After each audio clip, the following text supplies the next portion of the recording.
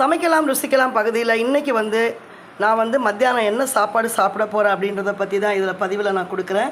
இது பார்த்திங்கன்னா புடலங்காய் வந்து கூட்டு, புடலங்காய் கடலைப்பருப்பெல்லாம் போட்டு தேங்காய் போட்டு கூட்டு தான். அடுத்தது பார்த்திங்கன்னா சுரக்காய் காரக்குழம்பு, புளிக்குழம்பு சொல்லுவோம் நம்ம, அதை சூப்பராக இருக்கும் அது, தயிர். அடுத்தது பார்த்திங்கன்னா சுண்டல் கத்திரிக்காய் போட்டு ஒரு சூப்பரான தேங்காய் வச்சு ஒரு காரக்குழம்பு. இந்த காரக்குழம்பு நம்ம ரொம்ப காரம் அதிகமாகவும் இருக்கக்கூடாது, புளிப்பு அதிகமாகவும் போடக்கூடாது, ரொம்ப சூப்பராக இருக்கும். கத்திரிக்காவெல்லாம் நல்லா வதக்கிட்டு நம்ம பண்ணணும். பூண்டு வந்து பார்த்திங்கன்னா இதில் நல்லா உரித்து போட்டிருப்போம்.